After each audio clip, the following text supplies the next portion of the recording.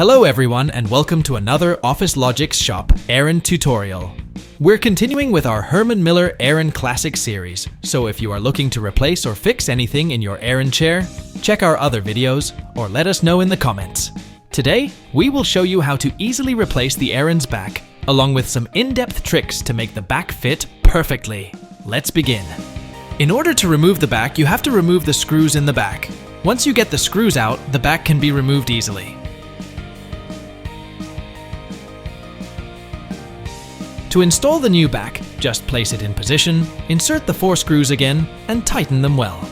Now if you're having some troubles fitting the back, don't worry, we have some tips to ensure that your Aeron's back fits perfectly in its place. Next, we'll guide you through the process of correctly installing the back of your Herman Miller Aeron chair if you've encountered any issues. If you've struggled with fitting it and suspect that you've received the wrong size, don't worry.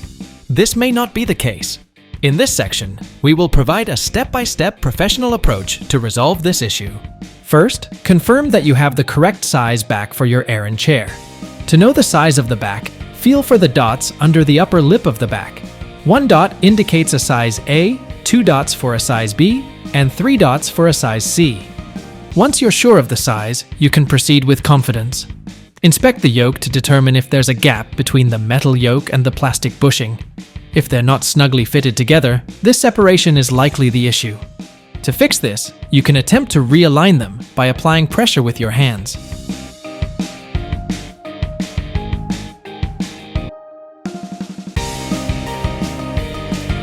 If this doesn't succeed, a rubber mallet can be used to gently coax them back into place. If those methods didn't work, the diagonal bolt trick is your next step. Begin by inserting a back bolt into one corner and tightening it just enough to hold.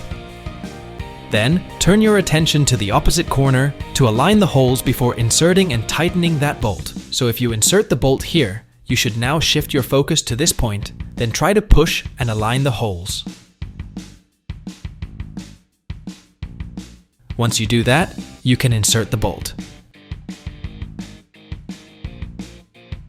Now it's going to be a little bit tight, but once you start tightening the back bolt, it will align with the top yoke hole.